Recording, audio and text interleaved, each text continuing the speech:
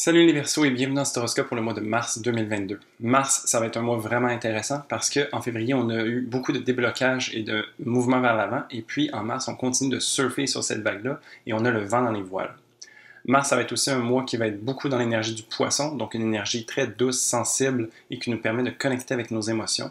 Et puis, pour vous, cette énergie va se passer principalement dans votre maison 2, une maison qui vous aide à reconnecter avec vos capacités, vos ressources internes et puis de pouvoir les utiliser.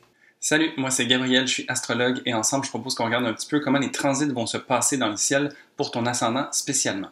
Alors, on débute ce mois le 2 mars avec une nouvelle lune en poisson. Nouvelle lune, nouveau commencement, et donc on a un terreau fertile pour planter des graines et voir ces choses-là fructifier avec le temps.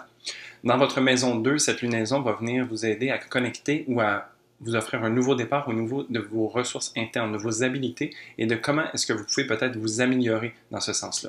Alors, soit ça serait de commencer une nouvelle façon de faire ou peut-être de développer une chose qui est déjà acquise. Et donc, de s'offrir un nouveau départ à ce niveau-là pourrait être vraiment intéressant. Ça va aussi être une lune qui va nous aider à rêver plus grand, à voir en fait qu'est-ce qui est disponible pour nous. Et ça pourrait être vraiment intéressant de voir en fait comment est-ce qu'on pourrait se permettre d'expandre cette vision qu'on a des ressources que nous avons dans le quotidien. Ensuite, du 1er au 4 mars, on a Mars et Vénus en Capricorne qui vont faire leur conjonction à Pluton en Capricorne également. Et donc ici, Mars et Vénus représentent une force de passion. Beaucoup d'énergie se présente ici et de magnétisme. Mars représente l'action et Vénus représente nos valeurs. Et donc les deux ensemble viennent faire en sorte qu'on a beaucoup de potentiel pour avancer avec cette énergie-là, de manière très concrète aussi dans l'énergie du Capricorne. La rencontre avec Pluton va nous aider à voir qu'est-ce qui nous empêche de capitaliser sur cette force-là. Donc ici, ça va nous permettre de voir si on a des peurs, des blocages, peut-être des traumas ou des choses qui ont besoin d'être transformées pour nous permettre de nous alléger et de pouvoir capitaliser sur cette énergie-là qui est disponible. Pour vous, ça se passe en maison 12 ici, et donc la maison 12, c'est une maison qui nous demande d'être un peu en retrait, qui nous demande de prendre une pause et de voir, quand il n'y a pas de bruit ambiant autour de nous, qu'est-ce qui nous habite. Et donc ici, c'est une maison aussi qui nous permet de faire certaines coupes avec des choses qui n'ont plus peut-être raison d'être. Et donc ça peut faire écho à des schémas mentaux, des choses qu'on fait de manière inconsciente qui viennent nous alourdir et nous empêcher de pouvoir agir comme on le souhaite. Ensuite, du 4 au 6 mars, on a le Soleil en Poisson qui va venir faire sa conjonction à Jupiter en Poisson. Donc ici, le Soleil, c'est un principe d'ego et de vitalité, où est-ce que notre mission du moment se trouve. Il y a beaucoup d'énergie qui se déplace avec le Soleil. La rencontre avec Jupiter va faire en sorte que cette énergie est décuplée, où est-ce qu'elle est amplifiée et on se voit plus grand que nature d'une certaine façon avec cette énergie-là. Ça va nous remplir d'optimisme et d'enthousiasme. On va avoir aussi une belle confiance en nous qui va se développer avec ça. Ce qui est très intéressant parce que pour vous, ça se passe en maison 2 et donc ça va être de connecter justement avec vos habiletés et vos ressources, de voir en fait comment est-ce que vous pouvez capitaliser là-dessus et les utiliser. Comment est-ce que vous pouvez vous permettre d'expandre en fait le champ des possibles, de grandir à travers cette expérience-là et de vous permettre de contempler en fait tout ce qui est possible et de vous donner les outils nécessaires ou la permission de pouvoir y aller pour vous permettre plus d'habilité et de ressources. Donc ici, il y a un peu cette idée d'abondance aussi, qui fait du bien et qui va vous servir pour la suite des choses. Ensuite, du 12 au 14 mars, on a le Soleil qui continue son chemin à travers le signe des Poissons et qui va rencontrer Neptune, une planète plus spirituelle et subtile.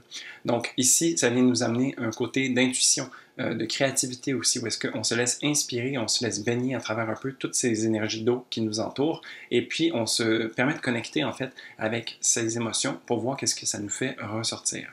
Ici, donc, toujours dans la maison 2 pour vous, c'est de voir en fait s'il n'y a pas certaines choses que vous aimeriez rajouter comme corde à votre arc. Peut-être que vous avez des rêves plus grands que nature et que ça pourrait être intéressant de voir si, en vous laissant porter par un peu cette foi, un peu à travers les eaux qui sont disponibles, de voir où est-ce que ça peut vous mener et peut-être de vous amener à quelque part de plus grand en fait que ce que vous auriez imaginé au départ. Donc, il y a vraiment ici cet appel à la foi et à suivre son intuition. Ensuite, le 18 mars, on a une pleine lune en Vierge. Donc, à travers tout cet océan d'énergie eau du Poisson, on a une lune plutôt pragmatique qui vient se mettre dans la partie. Donc, ici, ça va quand même faire du bien, je crois, parce que ça va nous aider à structurer un petit peu, à y voir clair, parce que l'énergie de la Vierge vient nous aider à comprendre les choses, à être méthodique, cartésienne, à vraiment analyser ce qui se passe et donc de pouvoir tirer son épingle du jeu. Parce que l'énergie de la Vierge a toujours envie de s'améliorer ou d'être à son plein potentiel. Donc ici, on a élargi le champ avec l'énergie des Poissons, et puis la Vierge vient comprendre en fait comment tout ça vient se dessiner. Pour vous, ça se passe en maison 8, et donc il y a cet appel à connecter avec vos parts d'ombre, en fait, les choses qui peut-être sont dans votre psyché mais qui ne sont pas toujours accessibles, ou les choses qui représentent des peurs, des blocages qui pourraient vous empêcher de capitaliser sur vos forces qui vous habitent. Donc de se permettre ce travail-là ici, ça pourrait être vraiment intéressant. Surtout que c'est une pleine lune, donc c'est un moment où est-ce qu'on peut couper avec des choses qui ne servent plus, alors de se permettre d'ouvrir les yeux et d'accueillir les choses qui sont peut-être plus sombres à l'intérieur de soi pourrait nous permettre une certaine transformation, un genre de mort-renaissance qui pourrait nous alléger et nous permettre de vraiment pouvoir utiliser les énergies disponibles pour nous. Ensuite, du 18 au 24 mars, on a Mars et Vénus qui sont rendus en Verseau maintenant et qui vont faire un carré avec Uranus en Taureau. Donc, Mars et Vénus continuent d'être un élan de passion. Ils ont commencé dans une énergie très concrète du Capricorne et maintenant sont rendus dans l'énergie plus visionnaire du Verseau. Donc, on se permet ici de venir voir comment est-ce que le plan qu'on a établi, les fondations, vont venir perdurer dans le temps. Quel genre de révolution on peut se permettre? Comment est-ce qu'on peut connecter avec sa différence et son unicité et se permettre de l'exprimer? Pour vous, ça se passe entre la maison 1 et 4, et donc vraiment de trouver votre voix, la manière que vous avez de vous exprimer, de partager avec les autres, ça pourrait être vraiment intéressant. Uranus, lui, se trouve en maison 4 et va venir vous aider à toujours être en accord avec vous-même. La maison 4, c'est une maison privée, donc c'est un endroit où est-ce qu'on connecte avec son intimité personnelle, avec sa famille, avec son foyer. T'sais. Et donc, ici, de vous permettre d'avoir une voix nouvelle et plus forte, remplie d'énergie, avec Mars et Vénus en 1, comment est-ce que vous pouvez amplifier cette voix-là ou vous permettre d'exprimer certaines choses nouvelles et puis en même temps de rester tout à fait aligné avec qui vous avez envie d'être. Donc ici, Uranus fait vraiment office de gardien qui va vous faire en sorte que vous êtes sur la bonne voie pour vous, même si ça peut être un petit peu déstabilisant à la fois. Ensuite, du 20 au 21 mars, on a Mercure en Poisson qui fait sa conjonction avec Jupiter en Poisson. Donc, Mercure, c'est une planète d'intelligence, de mental, qui vient nous parler de communication et d'échange, tu sais. Et puis, en Poisson, il se voit être en exil. Donc, c'est pas nécessairement son endroit favori, mais c'est un endroit qui peut lui donner beaucoup d'outils supplémentaires. Donc, ici, Mercure, dans les énergies du Poisson, on parle d'intelligence émotionnelle, par exemple. Et donc, ça vient faire un pont entre nos tripes et notre tête.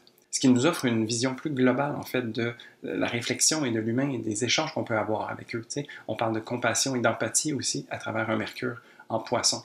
Et donc, c'est aussi intéressant que Jupiter se trouve en domicile en Poisson et qu'il va venir aider, en fait, Mercure à y voir clair, à pouvoir tirer des leçons à travers un peu cette intangibilité, parce que Mercure est une planète qui aime ça, avoir les choses un peu plus concrètes, on va dire, ou plus logiques. Mais ici, à travers les énergies du Poisson, c'est peut-être un petit peu plus difficile.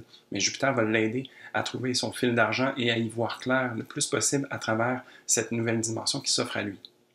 Pour vous, c'est en maison 2, toujours dans le Poisson, et donc, comment est-ce que vous pouvez peut-être utiliser votre voix ou votre manière de réfléchir d'une manière différente en venant y ajouter une dose de compassion et de sensibilité, de venir connecter avec vos émotions et oser les exprimer, en fait. Donc, ça pourrait vous ouvrir des portes vraiment intéressantes au niveau de vos ressources internes et vous faire évoluer en même temps.